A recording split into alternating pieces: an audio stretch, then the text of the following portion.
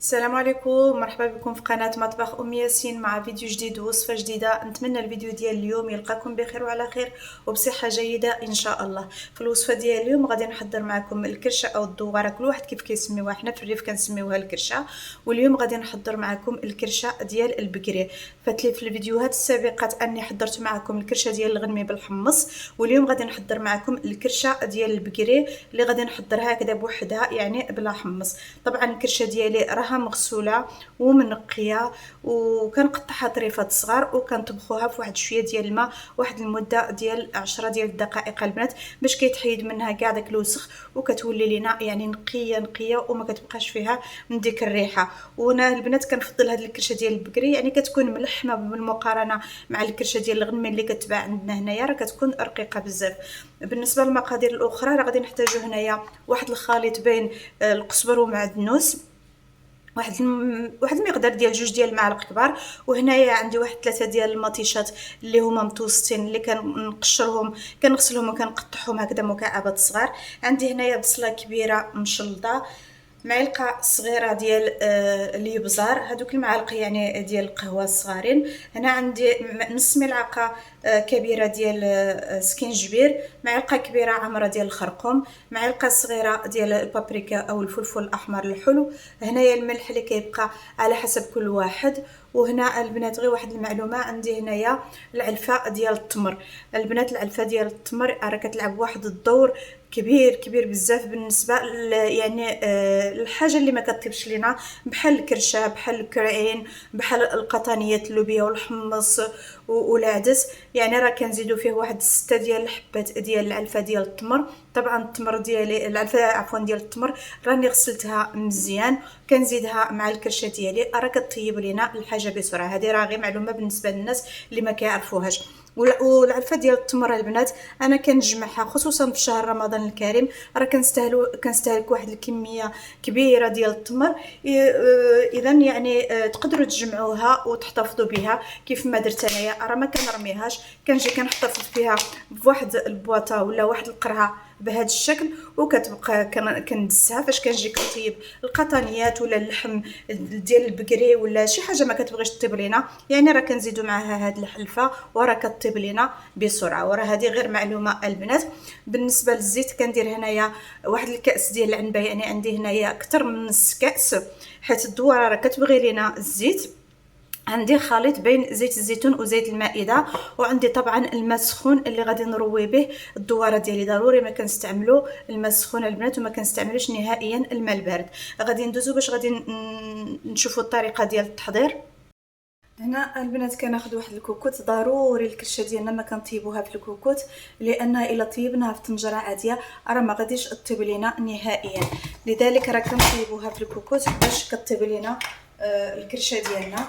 كنجي كنشعل العافيه على الكوكوت ديالي وكنزيد هذيك الكميه ديال الزيت، كنخلي الزيت ديالي كتسخن شي شويه، ما كنخليوهاش حتى كتحرق. وهذه المعلومه كنقولها لكم دائما في الفيديوهات ديال اللي كنستعمل فيهم زيت الزيتون، لان زيت الزيتون فاش كتحرق يعني راه كتولي لنا واحد الماده اللي هي خطيره وكتولي لنا يعني فيها تسمم. هنا كنخليو الزيت ديالنا كتسخن واحد شي شويه. بعد ما كتسخن شي شويه الزيت ديالنا كنجيو كنحطوا الملح في الاول. علاش كنقوموا بهذه العمليه؟ يعني كنحطوا الملح في الاول حيت الطنجره ديالي راها ديال الكوكو او الكوكو ديالي عفوا راها ديال اينوكس، وبالتالي ملي غادي نجي نزيد ديك الدواره راه غادي تلصق لينا. بالتالي راه كندير الملح باش ما كتلصقش ليا، وكنجي كنزيد الدواره من الفوق بهذا الشكل، يعني كنزيدوها على هذا الزيت كنخلطوها مباشره باش ما كتلصقش لينا.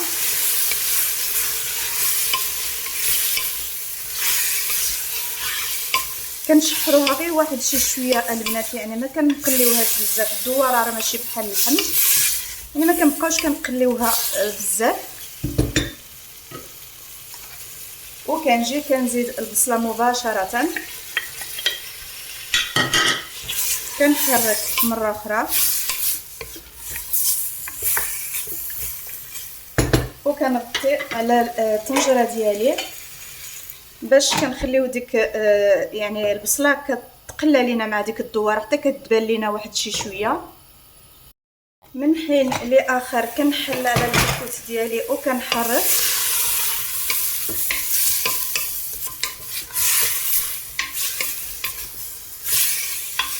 وكنولي كنغطي عليها مره اخرى وكنخليو البصله ديالنا كتشحر. هنا كنرجعو البنات الكوكوت ديالنا.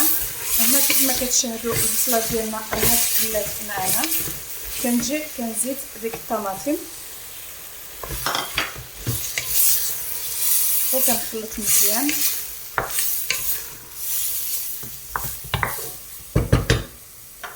كنزيد مباشره داك القزبر والمعدنوس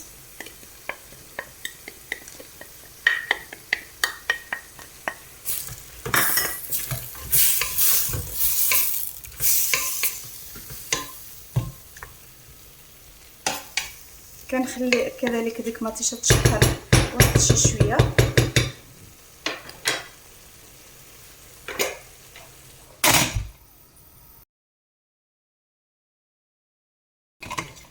كنخليو مره اخرى الكوكوت ديالنا بعد ما كتشحر لينا شويه ديك المطيشه.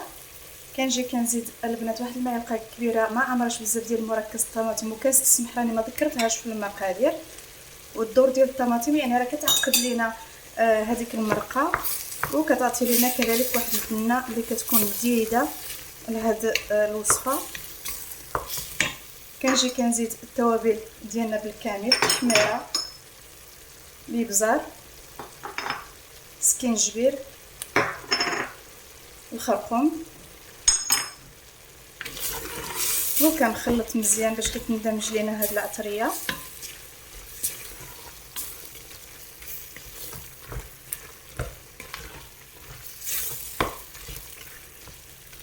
وكنجي كنسقي كيف ما قلت لكم بالماء سخون. ضروري الماء يكون سخون البنات.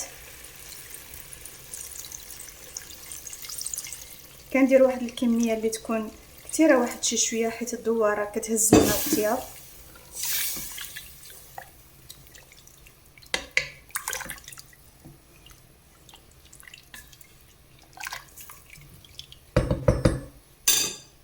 وكنجي هنايا كنلوح ديك العلفه ولا ديك العظام ديال التمر كنفرقوهم في الكوكوت ديالنا، ما كنديروهمش في بلاصه مجموعه.